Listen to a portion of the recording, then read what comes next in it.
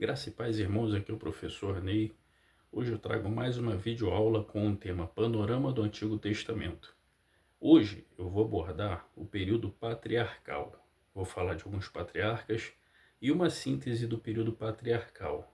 Esse vídeo faz parte de uma série de videoaulas que eu estou trazendo aqui em nosso canal com o objetivo de familiarizar a Bíblia para algumas pessoas que não têm esse contato, que não conhecem ou que estão começando a ter os seus primeiros contatos com as Escrituras e querem conhecer um pouco melhor a respeito do Antigo e do Novo Testamento. Então vamos direto ao assunto, lembrando que eu já gravei outras videoaulas, né, onde eu falei um pouco sobre cronologia, introdução, temas. Só você dar uma procurada aí no canal que você acha as demais aulas. Então hoje eu vou falar sobre o período patriarcal. O período patriarcal, ele é o período que sucede, dentro da narrativa bíblica, ele é o período que sucede o dilúvio, certo? E quem são os patriarcas? Bem, os patriarcas, basicamente, a Bíblia chama de patriarca homens da antiguidade que se caracterizaram da seguinte forma. Em primeiro lugar, eles eram o chefe do clã, o chefe da família e do clã. Ele chefiava a sua família, também os escravos, né, os servos, enfim, ele exercia uma autoridade suprema dentro de uma determinado segmento familiar e dos servos que lhe pertenciam. Então ele era o cabeça, ele era a palavra final. Vale lembrar que esses patriarcas, eles também possuíam autoridades como, por exemplo, a figura do monarca, pois eles, obviamente, viviam dentro uma geografia, né, dentro de uma determinada nação, e essa nação contava com o seu rei. Então, ele era o líder do seu clã, da sua família, mas ele estava inserido dentro de um contexto onde possuía uma liderança, né, da nação, entendeu? Então ele, ainda que ele exercesse toda a autoridade dentro de sua família, ele também estava subordinado a um rei, né, às leis que já haviam para aquela época, certo? Se você quiser compreender um pouco melhor a respeito das leis de época, alguns costumes, alguns hábitos, eu aconselho você a procurar alguns livros, alguns manuais que tratam especificamente de arqueologia bíblica, que tratem de panorama histórico do Antigo Testamento. Eles vão te lançar luz a respeito desse período que é tão distante do nosso, mas tão enriquecedor. Eu já citei aqui, já recomendei um livro e eu volto a recomendar. Um dos livros que eu mais gostei foi um livro chamado E a Bíblia Tinha Razão. Ele tem por autor Werner Keller, ele já está, acho que na sua 60ª edição, e foi um daqueles livros que eu li assim, basicamente eu fiquei preso do início ao fim. É um livro muito bacana, muito gostosa a leitura dele. E se você gosta de história, geografia, arqueologia, vai na fé porque ele é um livro muito enriquecedor. Eu acho que hoje você encontra ele na internet, porque para comprar ele físico, pelo menos na minha época, era como achar chifre em cabeça de cavalo. Era muito difícil. Eu tive a sorte de achar um exemplar, mas depois ele caiu na internet e basicamente você consegue ter acesso a ele em PDF. Então, voltando aqui ao tema, os patriarcas basicamente eles são caracterizados por esse homem que era o líder do clã, o líder da família, certo? E a Bíblia ela fala praticamente de patriarcas como aqueles que deram origem à humanidade. Nesse contexto estão inseridos Adão e Noé, pois deles, né, eles deram segmento de Adão, surgem os primeiros humanos, e Noé depois dá o seguimento quando há o caso do dilúvio, toda a raça humana é erradicada e da sua descendência surge uma nova humanidade. Então a Bíblia chama de patriarcas esses dois homens no sentido de que eles deram origem a toda a humanidade, mas ela também menciona homens que deram origem à nação de Israel. a nação hebreia. Nesse caso, ela menciona Abraão, Isaque e Jacó. Mas ela também faz menção a outros personagens como patriarcas, como por exemplo Noé e o próprio Jó. Lembra do Jó, do livro de Jó, aquele homem que sofreu sem entender a causa do seu sofrimento? Jó também é tido como um patriarca. Noé também, né, é tido como um patriarca. Então, basicamente, você vai encontrar patriarca aquele que era o cabeça, né?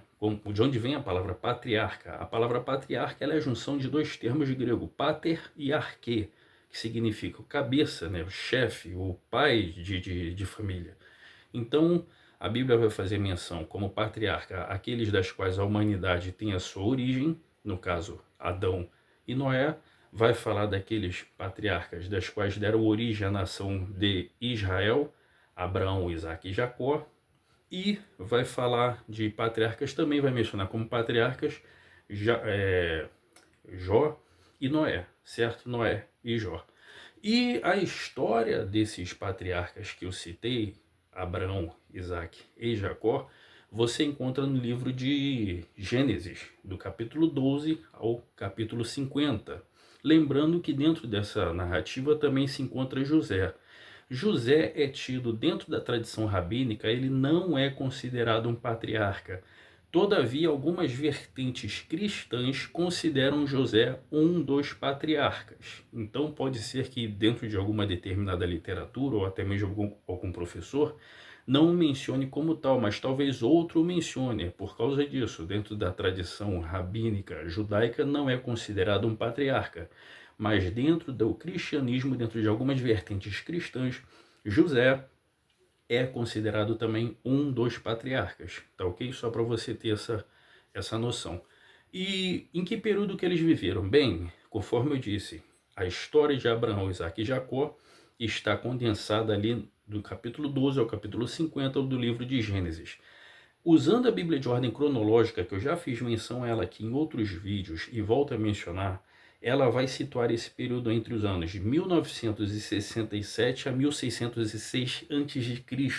E isso, esses três homens, Abraão, Isaque e Jacó, eles estariam situados historicamente dentro desse período de 1900 a 1600 antes de Cristo, tá ok?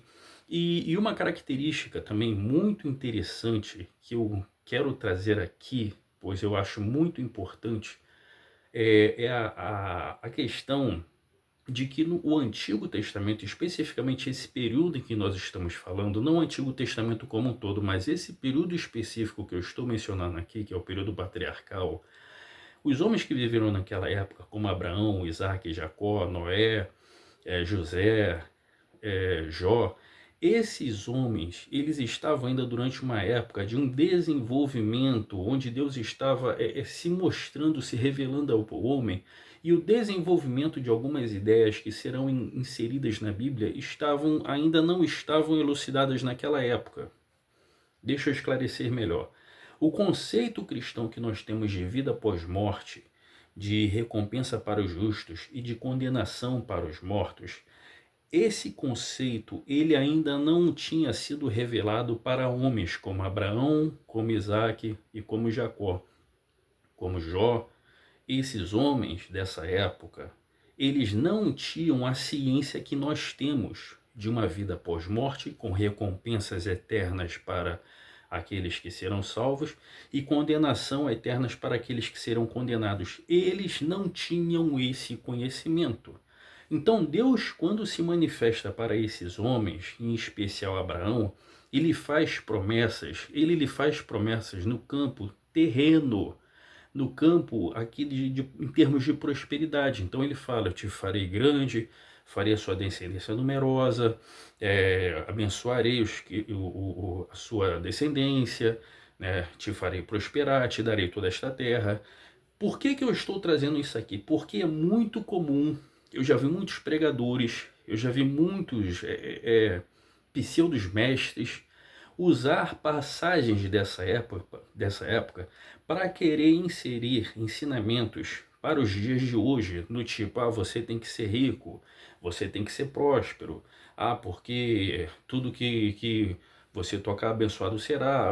Conceitos que são extraídos do Antigo Testamento, onde Deus ele se revelava para o homem, e esse homem não tinha um conhecimento de uma vida após morte, como eu disse, de recompensas e condenações e castigos, e Deus se revelava para esses homens e Deus fazia promessas para eles, todos eles no campo da materialidade, no campo aqui das coisas terrenas, porque era o que eles entendiam para a sua época como sinônimo de aprovação divina. Então Deus, quando aparece para Abraão, ele faz esses tipos de promessa, era o que Abraão entenderia como sinal de aprovação, como sinal de bênção. Mas isso está inserido dentro de uma época, volto a repetir, de um homem que não tinha o conhecimento que nós temos hoje. Quando você olha para o cristianismo, você vê tanto nas palavras do Senhor Jesus quanto nas palavras de Paulo e dos demais apóstolos, dizendo que a bênção de Deus ela transcende, ela é além do material. Ainda que Deus possa abençoar aqui no campo da materialidade, mas a bênção suprema de um cristão está no campo do espiritual.